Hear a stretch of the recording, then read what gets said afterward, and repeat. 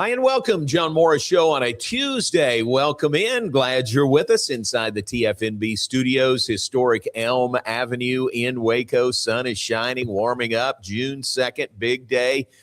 We usually end with birthdays and anniversaries. I'm going to start with Terry Morris and my anniversary today. So happy birthday. Happy anniversary. J-Mo. Yes, Shug. Yes. 42 years today. Awesome. So what can I do? What can I do? What can I get her? I don't know, but I can say happy anniversary on the show to lead things off. So happy anniversary. 42 years ago today. We were telling the story had dinner last night with Tom and Sherry Woolsey, very good friends of ours, and brought up that today was our anniversary. And Sherry said, where did y'all get married? Well, interesting. Got married at Earl Harrison House here in Waco, one of the historic homes. And if you know where it is, it's kind of by Cameron Park Zoo. It faces out on 4th Street is where it is, 4th and close to Herring. But beautiful, beautiful historic home. And the wedding was outside on the back lawn, kind of a slanted back lawn going down to a gazebo. And June 2nd, what kind of weather could you get on June 2nd? It could be hot as blue blazes, it could be raining. It's an outdoor wedding, all of that. So it was pretty warm. People stood in the shade of the house before they had to finally, okay, you got to go sit down. We got to start the wedding.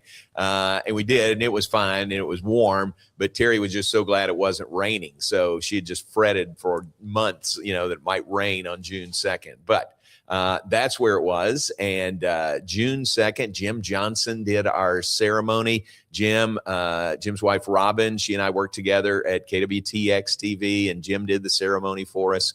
And we've already heard today from one of our groomsmen and bridesmaids. That's Louie and Shelley Giglio, good friends of ours. So the dress, their attire was like a white dinner jacket, and the cummerbunds of the guys matched the dresses of the girls, and theirs was peach. And they remember it to this day, the peach that they wore. And we told them nobody ever wore it better than you two, wearing the peach. So happy anniversary to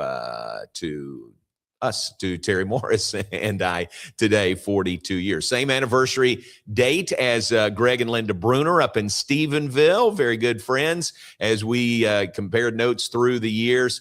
Thank you very much, Steve. Appreciate that. As we compared notes through the years, we found out that the Bruners got married same date, same time. Theirs was in Stephenville at 6 p.m. on June 2nd. Ours was at 6 p.m. here in Waco. So how about that? We always share that anniversary date with the Bruners, who are very, very good friends of ours. All right. June is the wedding month, right, Garrett? There's a lot of anniversaries, a lot of weddings, things like that. I mean, yep. June is the time for sure. If you're in sports or in athletics, or especially college athletics, June is the best time. It's the absolute best time. And when you have 2 months perfectly laid out for you to go and get married, why bother with August? Why bother with football season? Take care of it now and get it out in the summer. Take care of it. That's right. It is the most open time on the schedule, so that's good.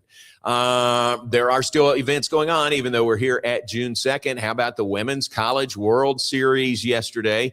Could have been 2 games in Oklahoma City if Tennessee had won, if Alabama had won. But instead, it was 4 games, went to the if necessary on both sides of the bracket. Texas beat Tennessee not once, but twice yesterday. Garrett, how about that? Texas they had lost to Tennessee earlier in the Women's College World Series and came back and beat them twice yesterday to advance to this championship final series. No, it's remarkable to be able to do that. It's difficult to beat teams twice in one day, but it just shows the championship caliber that they have with that roster, and you were able to kind of see it in the second game as well. But no, Texas, I'm not surprised that they're back. They've kind of become the power at this point, so I'm not surprised to see them here. Pretty amazing. So back in the championship final series, Texas, and then here comes Alabama and Texas Tech. Alabama, the number 1 seed, and they just have to beat Tech once. and they can't do it. Tech beat them twice, including late last night. I think that game dragged to about 11:30 or so last night, but well worth it for Tech and Tech fans as they win over Alabama, and they are back in the championship final series. So it's a rematch of last year, Texas versus Texas Tech, best of 3 championship series that begins tomorrow evening.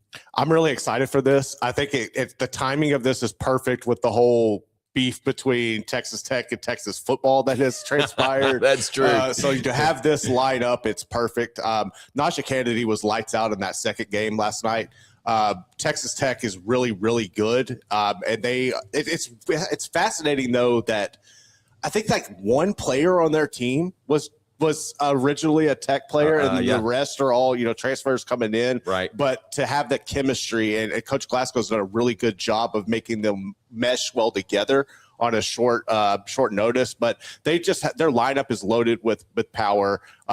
Not just Nyjah, but also having Caitlin Terry come over from UCLA. Like if they didn't have her in that first game yesterday pitching, they don't win that. Yeah. So I think that's like one of the massive additions, along with bringing in Mia Williams over from Florida. Like that home run was ridiculous. She's been a power hitter all year for them. But that addition to have Najee Kennedy not be able to be your sole arm is what's got Texas Tech back in this position. They're going to need solid performances from both those pitchers to knock off Texas. I think no matter how good your one pitcher is, your A pitcher is, you got to have a second option, don't you? Yep, you have to in softball. Yep, and they showed that, and here they are back in the championship final series. Texas and Texas Tech will match up for the Women's College World Series championship. They'll play Wednesday, Thursday, and then if necessary on Friday, a best of 3 game series. So that is fun to watch. Man, I was thinking that was a long day of softball yesterday. The first game was, and when I gave you those times yesterday morning, I was off. It was 11 a.m. Central Time start for the first game. That was Texas and Tennessee. Well, they had to play again at 1:30. And then here comes Tech and Alabama, and then they have to play again, a game that started about 9:30 last night, the last game. So think about the broadcasters that are there, the workers at Devon Park. It was over 12 hours, and more than that, depending on when they had to show up for work. But really long day of softball, and it was pretty warm there. The announcers, Kevin Brown, did the night games talking about how warm it was in Oklahoma City. So Tech is there. Tech is waving the Big 12 banner as they play Texas for a national championship in softball. That best of 3 championship series begins tomorrow. Baseball, man, what an interesting regional round it has already been. Who had on their bracket, if you filled out a bracket, who had Troy versus Arkansas Little Rock in a super regional? One of those 2 teams, Garrett, is going to go to Omaha in the College World Series. This has been the most fascinating College World Series. Like, if you want to talk about parity in college athletics right now, just look at this. Like, you have I don't think any team that made it to the super regional last year is still alive. Oh, wow, there might be really? like 1 or 2. Yeah. But like it's fascinating to see all these teams come out of nowhere. The Little Rock, that run that they made was really remarkable. That series with Troy is going to be fascinating. Yeah, it's fun. But boy, 2 teams you wouldn't expect to still be going, in the super regional round when UCLA is out, the overall number 1 seed, and Georgia Tech is out. Georgia Tech, the overall number 2 seed, second year in a row that the top 2 overall seeds have been bounced before the super regional. Last year it was Vanderbilt and Texas 1 and 2, and neither got to the super regional round. This year it's UCLA and Georgia Tech. Oklahoma beat Georgia Tech, and they're headed to a super regional, and that benefits Kansas because it'll be Oklahoma and Kansas, and KU will host the super regional. Had Georgia Tech won that regional, KU would have been heading to Atlanta to play Georgia Tech, but now they'll get to host and continue those good vibes at Hoagland Ballpark in Lawrence. KU hosting Oklahoma, and there's some familiarity there. I mean, Oklahoma's in the SEC now, but through the years, they've played each other a bunch. So I think that'll be fun, don't you? Kansas and Oklahoma. No, that'll be a really good series. And what Kansas has been able to do in baseball this year has been remarkable. Yeah. And I want to see that run continue to go because it's been a lot of fun to watch them, to watch West Virginia. And for the Big 12, you need this. You need the opportunity to go out and not just beat a rival, but get a win over the SEC and continue to prove that the Big 12, honestly, baseball was overlooked coming into the series, or to the postseason. Yeah, and West Virginia had to beat Kentucky twice, and they did that. The final game was yesterday. Another walk-off win for West Virginia. How about that? They did it on Sunday with 5 in the 9th inning to win and force the next game, then a walk-off win yesterday. The atmosphere in Morgantown is peak college athletics. Like that right there, like why do we need private equity? Why do we need any of this nonsense? Just let us have college athletics the way it is. Morgantown rocked last night. Yeah, really did. Great for West Virginia. Steve Saban's first-year head coach. He's got them in a super regional. So, and I'm trying to remember who's West Virginia matched with. Let me look that up. I should know this, and I saw it, but now I just don't remember. But West Virginia is moving on. They are playing in a super regional coming up this weekend. Cal Poly, that's who it is. Cal Poly. So will they host? I think West Virginia will host again the super regional. Let me see. Yeah, I think that's right. So Cal Poly, another one of those teams. Max Calderon from our athletic communications staff works baseball. He was making the point yesterday that 2 number 4 seeds have won regionals and advanced. So that's pretty remarkable also. And down in College Station, USC beat A&M late last night. USC had to beat them twice, and they did. So it knocked A&M out of the tournament, and USC, that traditional Big Ten power, is advancing. Does that look like that's right? Cal Poly versus West Virginia. It's in Morgantown. Yep, which is great. So West Virginia hosting not only a regional, but now a super regional as well. And same for Kansas. Things worked out that Kansas hosting as well. So here are the super regional matchups. First game Friday at 11. Cal Poly and West Virginia. Friday at 2. USC and North Carolina in Chapel Hill. Friday at 4, Troy and UALR in Little Rock. So Little Rock's hosting a super regional. Let's see. Okay, the thing I'm looking at, that's all I've got right there on the schedule upcoming for super regionals. So you'll have Georgia at Mississippi State. Okay. You'll have SEC, Auburn SEC. at Ole Miss, North Carolina, USC, like you mentioned, Texas at Oregon, Bama at St. John's. St. John's. And then the Troy versus Little Rock. Alabama has to go there. They have to go to St. John's. That's what it's saying. Oh, man. How about that? That's interesting. St. John's in a super regional also. So a lot of fun there. A lot of baseball. We got to get Baylor back. We're talking Bears in a regional and a super regional and trying to find their way to Omaha. That is coming for sure. All right, we'll take a break. Off and running on this Tuesday morning. We're pleased you're with us. Thank you very much for tuning in. John Morris Show brought to you every day by Alliance Bank Central Texas and by the Brazos Landing. Brazos Landing, where I-35 and the Brazos River meet. They're right across the river from Foster Pavilion. They're right across the interstate. Walk under, not over the interstate from McLean Stadium, but open 11 a.m. to 10 p.m. Tuesday through Sunday. We're going to do a little Hoot Johnigan retirement luncheon on Thursday. And we said, Hoot, you're the man. Where do you want to go? And he said, how about the Brazos Landing? We said, good choice. So we'll be there and look forward to that coming up on Thursday. You will enjoy their menu. It is expansive. They've also got the $12 lunch menu that is available at the Brazos Landing. Check it out, and you'll see what we're talking about. You'll see how good the menu is, how friendly the folks are there. Claude and Becky Lindsay at the Brazos Landing, where I-35 and the Brazos River meet. Take a break. More when we come back. John Morris Show continues right after this. Morrison's Gifts, Waco's oldest family-owned gift store, wants to ask a question to the guys out there. Don't you just love gift giving? Does John Hart, Consuela, or Jellycat mean anything to you? If not, at Morrison's, we have your answers and your back. For 47 years, we have guided men and you ladies through the trauma of selecting the right gift for the right person. Come and see us at 4312 West Waco Drive in the Brazos Square Center, close to Jason's Deli. That's Morrison's Gifts, owned by a proud Baylor Bear. Enjoy a quiet atmosphere with beautiful river views at the Brazos Landing, located in Waco along the Brazos River across from McLean Stadium. Enjoy homemade dishes like shrimp and grits, chicken piccata, braised short ribs, prime New York steaks, and more. Plus, enjoy a delicious dessert like creme brulee or key lime pie. Open for lunch and dinner Tuesday through Sunday. Brazos Landing in Waco, the only place where I-35 and the Brazos River meet.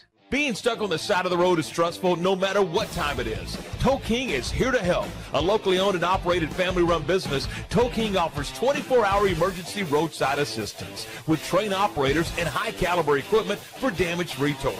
Tow King of Waco is a company you can count on. Call Tow King the next time you need help. Check them out on Facebook, and remember, slow down or move over.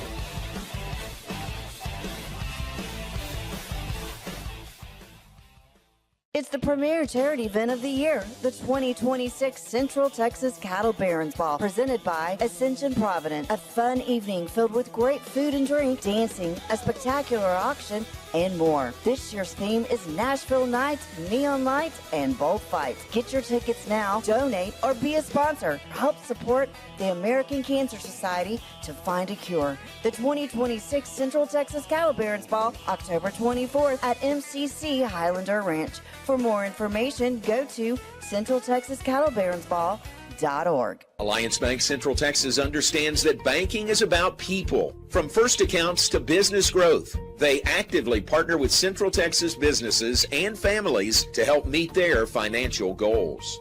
A variety of online products and services make banking easy without compromising the personalized banking experiences they are known for.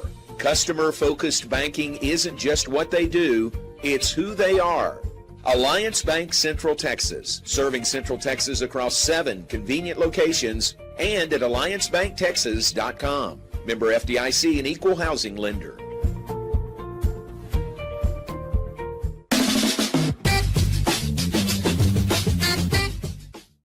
And welcome back, John Morris Show on a Tuesday, brought to you by Alliance Bank Central Texas and by Tow King of Waco. That's Gary Hoffman, his crew.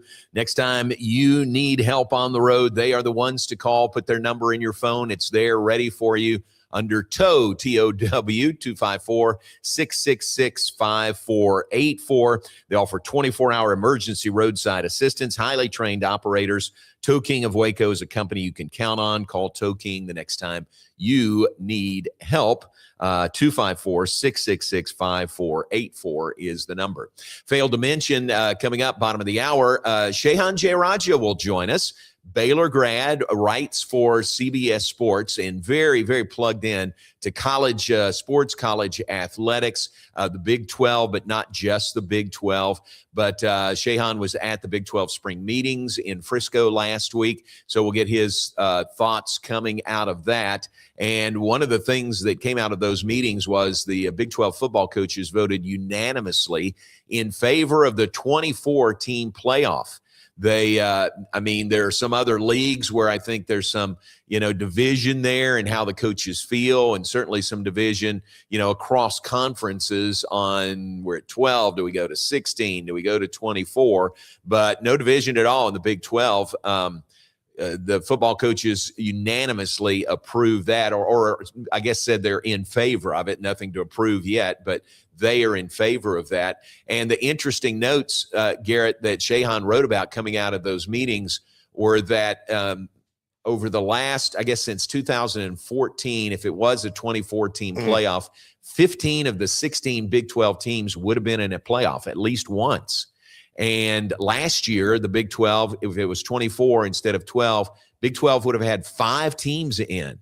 5, instead 1. in Texas Tech. So I guess that sort of speaks to why the Big 12 football coaches are in favor of it. No, they definitely want an opportunity to get in. And I get it. I definitely get it. I'm just not for the 2014 playoff. Right, I can't get with it, but I understand if you want the access and it provides more stability for the coaches, there's a lot of, and the revenue. At the end of the day, this is about generating more revenue for the conference, generating more revenue for the schools, and the ever uphill climb to catch the Big Ten and the SEC, which is another basket of worms. That's ridiculous. Yeah. But yeah, I understand it from that perspective. And it would be great to have that many teams and have that representation. I'm not there yet. Yeah. And one concern that a lot of coaches speak to is you don't want it to water down the regular season. You don't want, if 24 teams are getting in the playoffs, well, why is this game in October that important? And I can understand that because you don't want to water down the regular season. But Brent Venable made some good points. Brent Venables, the Oklahoma coach, said and was quoted as saying, hey, we had a tough schedule in November last year. We won all of them. That's how we got to the playoffs. If you want to get to the playoffs, win more games. Right? And who could argue with that? I mean, that's a great approach. No, that's the thing right here. It's just win and get in. The weird dynamic is it's the schedules are so different and unbalanced that you can't. It's hard to variate. Okay, does this 9-3 team better than this 10-2 team or 11-1 team when you look at their schedule? Yeah, and if their schedule. But there's so many layers there because if you have all right, so you have a schedule like Texas this year where you're playing Ohio State early or some of these other teams and you don't win any of those big matchups, then why should I put you in the playoff if you had an opportunity and you didn't take care of it? But at the same time, if you're playing a schedule where it benefits you and you don't have like any real matchups and you're 10, we're putting more of an emphasis on relying on the eye test and speculation than the wins and losses on the field, and that bugs me. Great point. The other way to look at it is from the school's perspective, why should we play Ohio State? Why should we put ourselves out there? Well, and unfortunately, where we're getting, and Baylor's a prime example of being a victim of circumstance with this, is we're not going to have scheduling is changing before our eyes. And I tried telling this a few years ago to Jack McKenzie at Sikkim, and he debated me on it. And I understand his point, but Oregon and Baylor is a game that everybody was expecting to see, right? The Blue Bloods are only going to schedule Blue Bloods going forward. We're already starting to see that. So it makes scheduling even more challenging. And then how can you bolster your strength of schedule when nobody wants to play you? We're just going down a road that I do not think is good for the game as a whole. Yeah, I hear you. Very good points, very valid points. Baylor and Oregon were scheduled to play, and this series was scheduled years ago, and now that has been mutually agreed upon to not play that series. Baylor's plugged in Maryland, so we'll play Maryland 27 and 28 in place of Oregon. But some really good points there. Shehan was right in the middle of it at the Big 12 spring meetings in Frisco, so we'll get his thoughts on all of that coming up in just a bit. NBA Finals begin tomorrow night, Spurs and Knicks. So a lot's been made of the Knicks in the finals, first time since 1999. Been a while. Who'd they play in 1999 in the finals? It was the Spurs. So they find their way back in, and it's the Spurs that they'll play again. So I think that'll be fun to watch. Be a really cool series between the Spurs and the Knicks. Again, I don't watch a lick of NBA during the season, but when it gets to this point, it's really fun to see. So that series, a 7-game series, best of 7 game series, begins tomorrow, and San Antonio with that young team is actually favored, aren't they? Aren't they favored over the Knicks? I haven't seen the line. I wouldn't be surprised though. I because all the talk coming through the playoffs were the teams in the West were more so going to be favored because the path for the Knicks wasn't as challenging. Right. I think we got a really great finals lined up with a bunch of young stars and good people, and I'm really excited to watch it. I agree. And the question is, do the Spurs feel like they've already won the championship because they got past Oklahoma City? Well, that was huge. That was a huge step, but they haven't. And the Knicks very formidable who they'll meet in the finals. So that NBA Finals series begins tomorrow. And I think San Antonio home court advantage. I think they get the first two down in the Alamo City. That'll be fun to watch. Let's take a break. We'll have more. Shehan Jeyarajah joins us after a break. CBS Sports, very plugged in to the Big 12 and nationally, and get his thoughts on the Big 12 football coaches, their preference for a 24-team playoff. We'll also talk about other things that transpired in the Big 12 meetings with Shehan. We'll have that when we come back. Stay with us. John Morris Show on a Tuesday, brought to you by Bumblebee Blinds. And here we are in the month of June. Maybe you're thinking about a little redecoration, a little renovation. Well, think about Bumblebee Blinds, locations in Waco and Temple, offering a wide range of custom window treatments. Kayla will come and give you a free consultation at your house. So give her a call at 254-844-7939. 254-844-7939. A trusted certification installation team to make sure the job is done right, offering a warranty with every purchase. That is Bumblebee Blinds. Number again is 254-844-7939. Give them a call and check them out. We're brought to you every day of the week by Alliance Bank Central Texas and by the Brazos Landing. Take a break. Shehan Jeyarajah joins us after a break. John Morris Show will continue.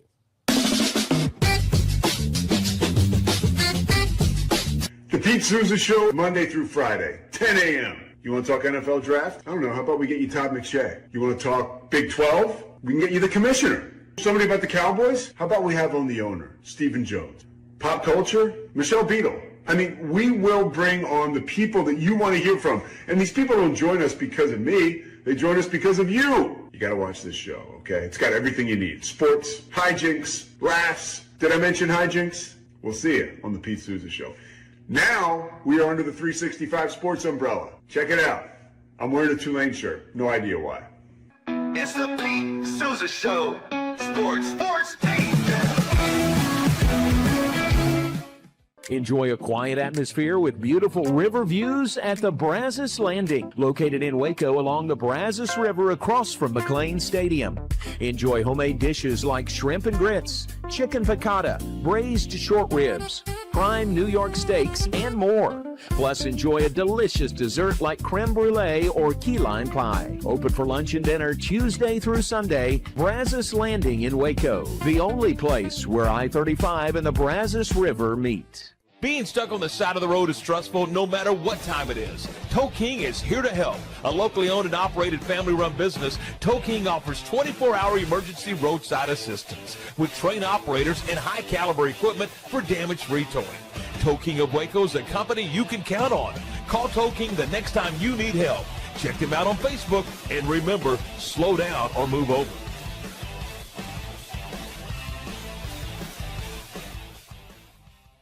It's the premier charity event of the year, the 2026 Central Texas Cattle Barons Ball, presented by Ascension Provident. A fun evening filled with great food and drink, dancing, a spectacular auction, and more. This year's theme is Nashville Nights, Neon Lights, and Bullfights. Get your tickets now, donate, or be a sponsor. Help support the American Cancer Society to find a cure. The 2026 Central Texas Cattle Barons Ball, October 24th at MCC Highlander Ranch. For more information, go to CentralTexasCattleBaronsBall.org. Alliance Bank Central Texas understands that banking is about people. From first accounts to business growth, they actively partner with Central Texas businesses and families to help meet their financial goals. A variety of online products and services make banking easy without compromising the personalized banking experiences they are known for. Customer-focused banking isn't just what they do, it's who they are. Alliance Bank Central Texas, serving Central Texas across 7 convenient locations and at alliancebanktexas.com. Member FDIC, an equal housing lender.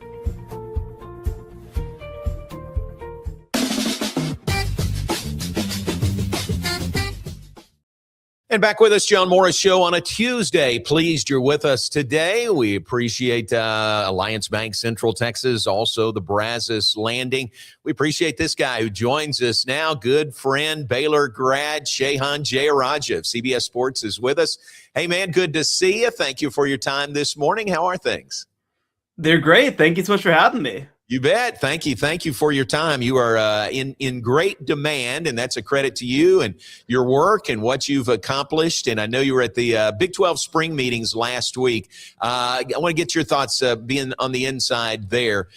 First off, the Big 12 football coaches voted unanimously, right, in favor of a 24-team playoff.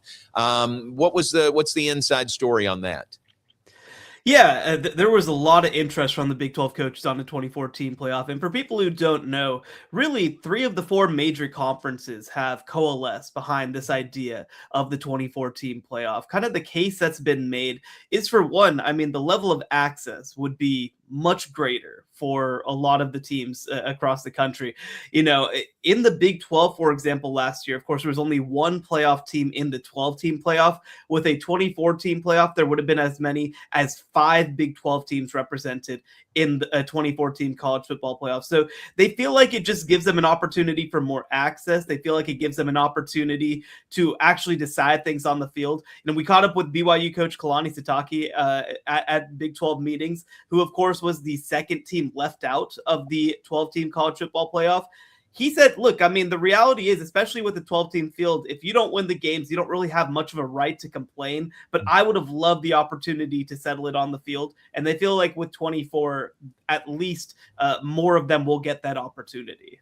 That's good. And what'd you say, going back a few years, 15 of the 16 Big 12 schools would have been in the playoff at least once? Yes, that's correct. The only school that wouldn't have is Kansas, who obviously, you know, has gone through a little bit of a rough go of it. But every single other team at some point would have been there would have made the playoff at some point. And in fact, outside of Texas Tech, ironically, who of course is the class of the conference right now, every other team would have made it multiple times dating back if we had the 24-team playoff in 2014. Of course, for Baylor, they would have been in it 4 times potentially. Oklahoma State would have been in it 6 times, and Utah would have been actually the biggest beneficiary across college athletics. They would have been in it 8 times, of course. Instead, because of the 4-team and the 12-team, they haven't made it a single time. Wow, that's wild. And that sort of speaks to why, from a coach's perspective, yes, we want bigger. You know, we want bigger is better. It's more opportunities to get your program, you know, playing in the playoff. That's the thing, right? And it's important to note the context of this, right? Because, for example, the American Football Coaches Association did put out a statement supporting a 24-team playoff. Like I've talked about, a bunch of these coaches want to do it. But here's the other thing to keep in mind too, right, is that they are one of many interest groups involved in making this decision. Of course, it does matter what the coaches want, but they're naturally going to want a more achievable goal for their program, right? To make a 24-team playoff. Well, the decision makers involved, including the commissioners of the conferences, the SEC, of course, is the lone holdout at this point. They have to weigh a little bit more, right? Whether that be the scheduling of it. I mean, this would add at least a whole nother round of the college football playoff that you'd have to schedule. And we already have a title game, by the way, on January 25th in 2027, which is pretty darn late. You also have to weigh the television of it. I mean, the later that you go into the month of January, the more that you're trying to dodge going up against the NFL. The reason that we have a January 25th title game is because they're trying to avoid playing on Saturdays and Sundays, and also even Thursdays, when the NFL, of course, is playing games. And if they're going to try to not go up against the NFL as much as they can, you just run out of windows a little bit to keep scheduling more and more games. So the finances have to be worth it. Big 12 Commissioner Brett Yormark, who is in favor of the 2014 playoff, did acknowledge, look, if we were to have a 2014 playoff, we'd have to get rid of our conference title game. And we make a lot of money off of our conference championship game. So we have to make sure that the finances are worth it. So just because the coaches are in favor doesn't mean that it's an inevitability, but there really does seem to be a coalescing around 24. Yeah, fascinating. That's great. Do you think, I mean, your personal opinion, do you think it's a foregone conclusion? Do you think we'll get there at some point to 2014 playoff? It's interesting, right? Because I mentioned it. SEC coaches and SEC administrators are a little bit less uh, open to it. And the SEC essentially has veto power over this process. I mean, really, at its core, the SEC and the Big Ten are the two people who will formally make the decision. Yeah, what the Big 12, ACC, and everybody else says matters a little bit, but it really does come down to those two power conferences ultimately making their decision. And so right now, the SEC has been reluctant. My colleague Brandon Marcello was at SEC meetings, which were the same week as Big 12. And one thing that came out of that is a lot of the coaches, after receiving the presentation from the college football playoff staff, they actually felt like, you know what, we actually don't benefit all that much from going to 24 versus staying at 12 or moving to 16. If they move to 24, again, like I mentioned, the Big 12 would jump from 1 to 5 teams in the college football playoff. Well, the SEC would have only jumped from 5 in the 12-team playoff to 7 in the 2014 playoff. So I feel like there's a little bit of a diminishing return for them. The number that they've been pushing is 16.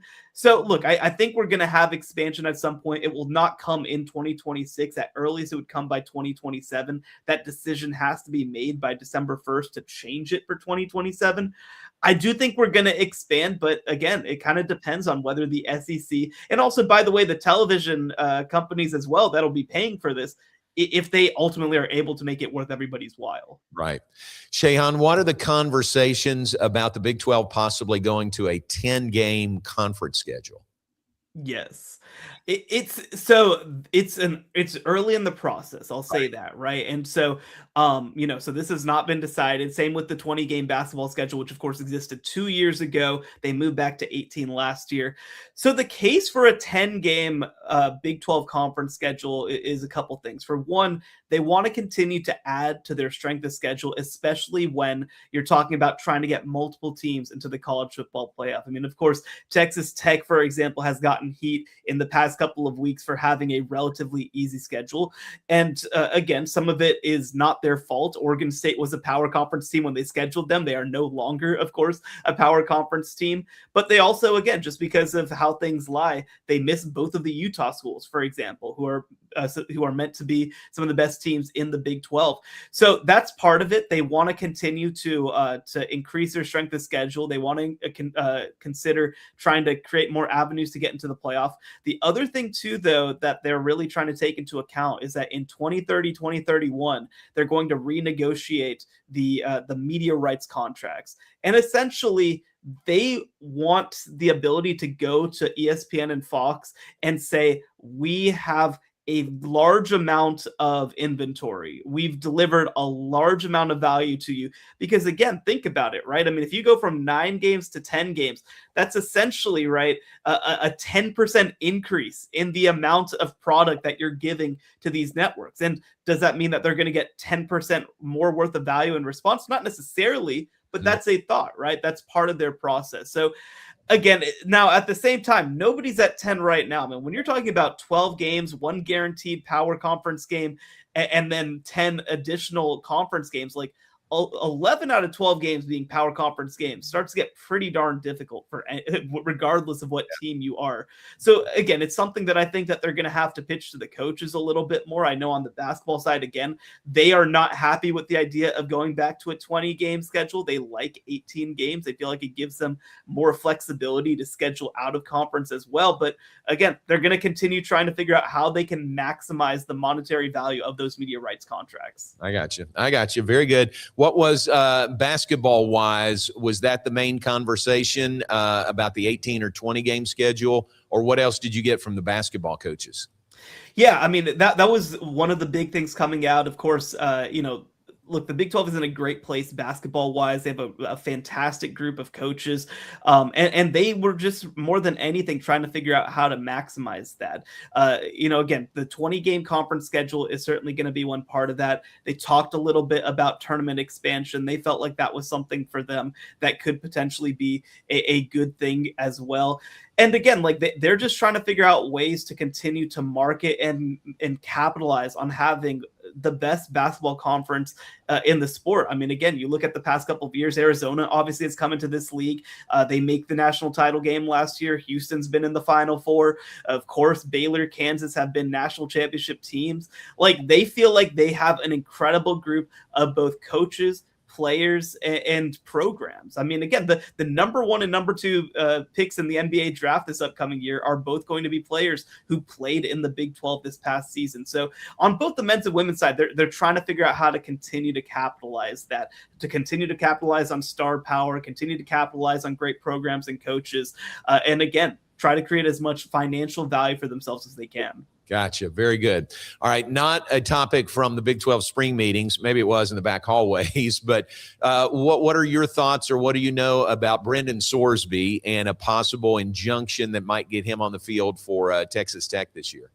Yeah, so on Monday, there was a formal hearing in Lubbock County courts where Brendan Sorsby's lawyers went and made his case. And the case that they made is very simple, right? There's no contention that he did not break the rules explicitly, but what they think is that the NCAA should have taken further into account his mental health and gambling addiction. And they believe that if Brendan Sorsby were to be banned for life, which is the punishment for betting on your own team's games, then it would potentially have a negative effect on players coming forward in the future to be able to disclose and get help for gambling addictions. The other piece as well is that they tried to make the case that Brendan Sorsby never bet on a game that he participated in, that when because he redshirted in 2022 during his time at Indiana, and that when he was getting ready to actually take snaps and get on the field, that he stopped after that. So that they believe that there's no reason to believe that anybody or anything could have been compromised by his gambling. Now, again, look, the NCAA's rules also are very clear that if you bet on a program, even that you're not a part of at your university, that still is subject to permanent dismissal because you have a level of inside information. And I don't think that anybody can make the case that that during his time at Indiana, that Brendan Sorsby wouldn't have had an understanding of the internals of the locker room. Like, I just don't think that that's a case you can make. Now, I think that it's also fair to say that he, based on the data that we've been presented, he likely does have a gambling addiction and he's gone and gotten help. But I think that the NCAA makes a very good point. There has never been a time in American sports where a player who gambled on their own games was then allowed to go back and continue to participate in the sport afterwards. That would be, in the case of the NCAA, irreparable harm to their ability to enforce the rules. So again, we're still waiting for a decision. It could come down any minute, or it could come later this week. We don't really necessarily know, but the judge has two options. He can either grant an injunction, which what that means is that basically Brendan Sorsby would be allowed to participate up until his trial date, which would be after the season. So for all intents and purposes, he would be granted eligibility for the 2026 season, or he can deny the injunction, which would mean that the NCAA's punishment would be in effect. And again, most likely Brendan Sorsby would not wait for trial. He would then try to enter the NFL supplemental draft later this month. So a lot rests on the decision of this one individual judge, but we're still kind of just sitting here waiting for answers. Gotcha. Very good. Great job explaining all that. Final thought question for you, Utah and their private equity deal. And we've seen the layoff of a number of employees in the athletic department at Utah. What are your thoughts about that direction that the Utes are going right now? Yeah, I mean, it was a big swing, just to be frank, when Utah decided to essentially privatize their athletic department, partner with private equity. And the reality is, for people who have studied sort of the trends of private equity, I mean, this is largely how it goes, right? Their job is to maximize as much profit as possible and cut as many of the costs as possible. And there's a lot of stuff about the way that especially public athletic departments run that aren't necessarily about making the most money and maximizing it, right? When you kind of get to the core of college athletics and why it exists at public universities, it's historically more of a marketing tool than a financial tool. So I think that there's going to be a short-term shock as the private equity folks come in and new leadership comes in and says, where can we cut? What's not necessary?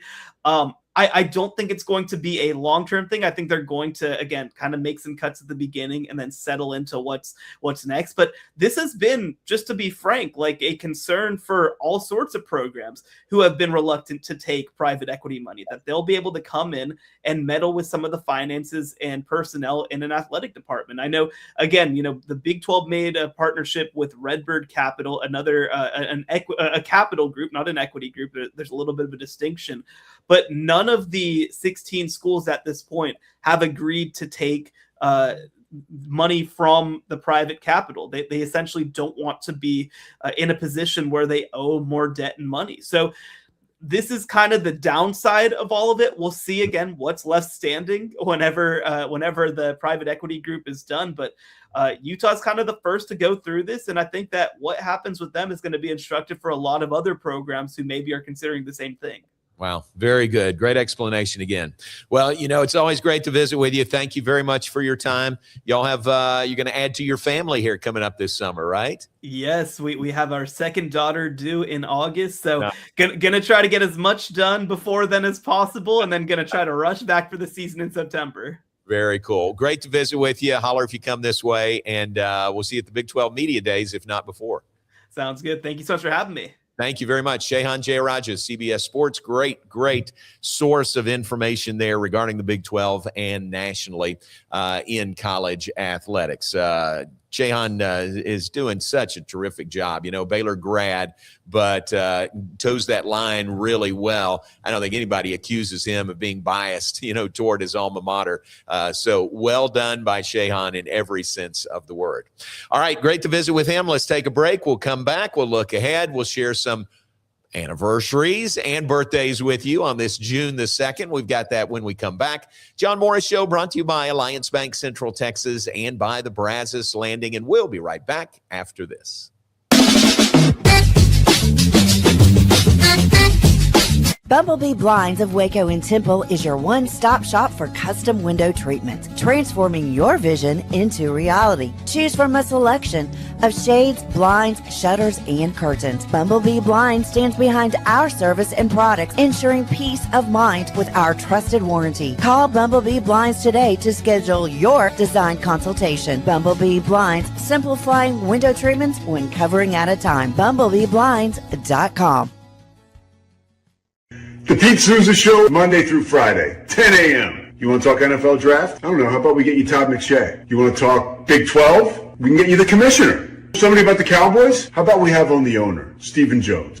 Pop culture? Michelle Beadle. I mean, we will bring on the people that you want to hear from. And these people don't join us because of me. They join us because of you. You got to watch this show, okay? It's got everything you need. Sports, hijinks, laughs. Did I mention hijinks? We'll see you on the Pete Souza Show.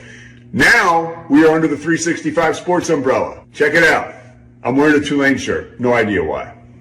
It's the Pete Souza Show. Sports. Lake Waco Golf Club is a semi-private facility nestled along the north point of Lake Waco. One of the few facilities in Texas to have a full 18-hole regulation golf course as well as an executive 18-hole par 3 golf course. Plus, check out their bar and grill, which is open to the public. And if you're not a golfer, then enjoy time by the pool or even enjoy fishing around Lake Waco. Become a member today and call to book your tee time. Lake Waco Golf Club, where family and friends fun begins. Check them out at lakewacogc.com for more information. Enjoy a quiet atmosphere with beautiful river views at the Brazos Landing, located in Waco along the Brazos River across from McLean Stadium. Enjoy homemade dishes like shrimp and grits, chicken piccata, braised short ribs, prime New York steaks, and more. Plus, enjoy a delicious dessert like creme brulee or key lime pie. Open for lunch and dinner Tuesday through Sunday. Brazos Landing in Waco, the only place where I-35 and the Brazos River meet. Being stuck on the side of the road is stressful no matter what time it is. Tow King is here to help. A locally owned and operated family-run business, Tow King offers 24-hour emergency roadside assistance with trained operators and high-caliber equipment for damage-free towing. Tow King of Waco is a company you can count on. Call Tow King the next time you need help. Check them out on Facebook, and remember, slow down or move over.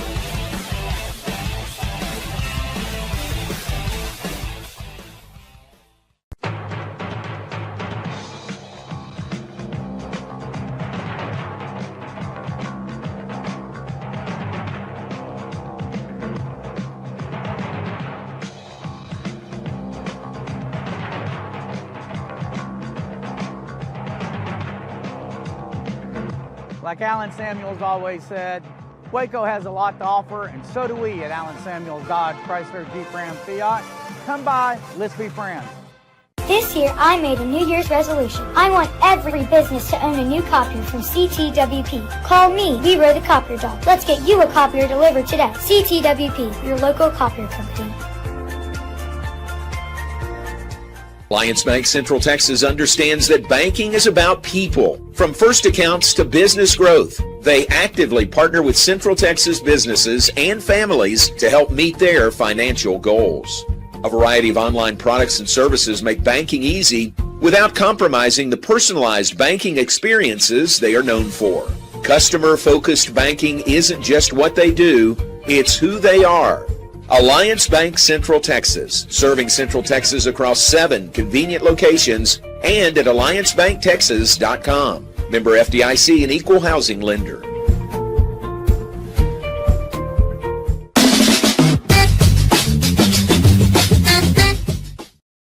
And back with us inside the TFNB studios on historic Elm Avenue in Waco, brought to you by Alliance Bank Central Texas and by the Brazos Landing. We like to share birthdays, anniversaries, important dates here. Final segment. I've already mentioned right off the top, it is Terry Morris and I, our anniversary today, 42nd anniversary today.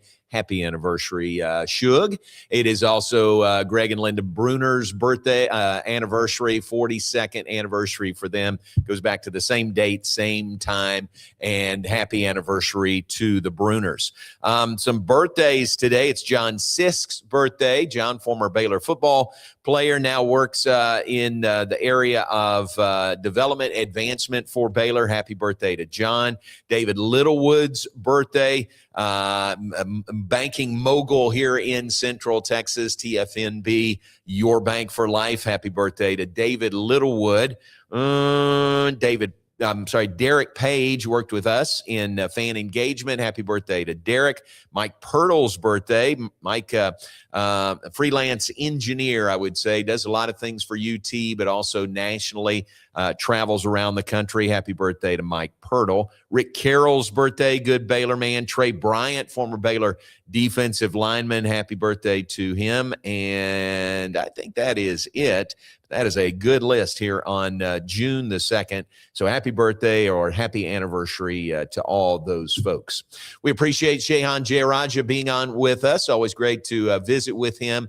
If you missed any or all of that, want to go back, want to share it with somebody, you can always find our show archived on YouTube, on Facebook, on X. And if you're so inclined, subscribe and follow, and you'll get a notification every time we're on the air. We would appreciate that as well. So thanks for being with us. Thanks to Shehan. Thanks to Brandon and Garrett behind the scenes. Lord willing, we're back tomorrow. Tomorrow, Jerry Hill's scheduled to join us if he is finished with jury duty.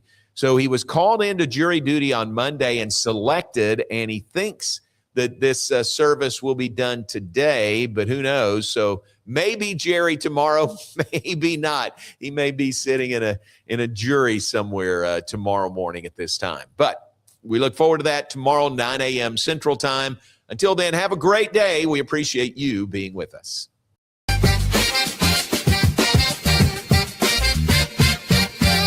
Alliance Bank Central Texas understands that banking is about people. From first accounts to business growth, they actively partner with Central Texas businesses and families to help meet their financial goals. A variety of online products and services make banking easy without compromising the personalized banking experiences they are known for. Customer-focused banking isn't just what they do, it's who they are. Alliance Bank Central Texas, serving Central Texas across 7 convenient locations and at alliancebanktexas.com. Member FDIC, an equal housing lender. Enjoy a quiet atmosphere with beautiful river views at the Brazos Landing, located in Waco along the Brazos River across from McLean Stadium. Enjoy homemade dishes like shrimp and grits, chicken piccata, braised short ribs, prime New York steaks, and more. Plus, enjoy a delicious dessert like creme brulee or key lime pie. Open for lunch and dinner Tuesday through Sunday. Brazos Landing in Waco, the only place where I-35 and the Brazos River meet. Spring is sprung, and now's a great time to schedule a checkup for your vehicle. As Texas weather changes, it's important to make sure you and your loved ones are safe on the road. Request an appointment online at CompleteCarCareCenter.com today. We're equipped to handle all major and minor repairs on your vehicle. Our experienced technicians can check the health of your tires and inspect your vehicle for any unseen issues. Kish Complete Car Care Center at 5300 Franklin, where we take pride in keeping individuals safe honestly.